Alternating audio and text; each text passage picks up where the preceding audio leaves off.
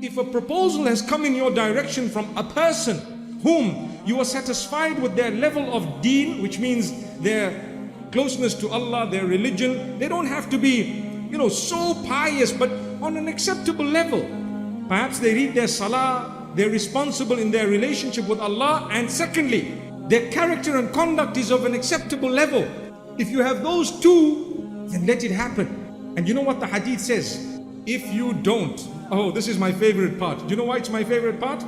We say it, we repeat it, and we see parents do exactly the opposite and face the same consequences mentioned by the Prophet ﷺ, and they blame everyone else. So the hadith says, if good character came to you with decent deen. Now what does good character mean? You need a responsible guy, responsible person. So you have responsibility, mashallah. They're responsible and they have deen. They're good character. I can talk to a young man for a few moments and I can have an idea of how he carries himself. For example, I may not know the details, I could find out. You could go deeper and deeper. And don't just be satisfied at a statement uttered by someone, you know what? Yeah, this guy is like that. No, sometimes they have ulterior motives. I've known of many cases of people whom the parent asks one of their relatives, a brother or a sister or someone, that my daughter is interested in this guy. And they say, no, he's on drugs. But you know what? He's not. So why did they say that? Because they were eyeing out the same child for their daughter. Subhanallah, wow. It's a reality.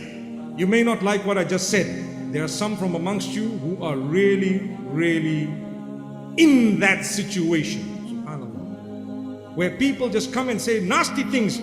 They've said it about me and about you. Anything they can say. This guy is like this guy promotes violence, he hates it, and you know it's not true. It's absolutely false. But why do they say it? Because of some weakness they have. You need to help them. The problem is you've just destroyed someone's life by lying. You speak the truth. If you don't know, say, look, I really don't know. And if you know something, you say, look, I know something. It doesn't mean they're still like that, but I do know perhaps some time back this was the issue and the problem. But the difficulty is as soon as the child raises an issue at home that, I'm interested in someone, close it. Why? We're living in a world where we interact with people. You probably have the best child. It doesn't mean that because she has come up or he has come up to you with some suggestion from the school or the workplace that they're already having an affair. It doesn't mean that. It doesn't mean that they've started in a haram way. Not necessarily.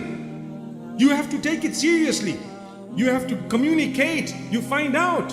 And if that person happens to be genuine, if that person, no matter who they are, where they come from, if they happen to be genuine, sincere, guess what?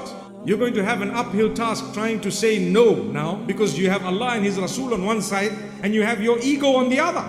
Subhanallah. Like I said, you might have had your dream, but you have to adjust it as time passes. Because now something I didn't calculate has just happened. How should I deal with it? We're living in the real world. You're going to have to deal with it by facing it, by understanding it. Like I said, look at the guidelines of the deen and try your best to help your child.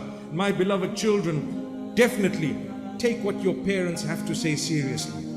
And if they don't listen to you at all, try again and keep trying.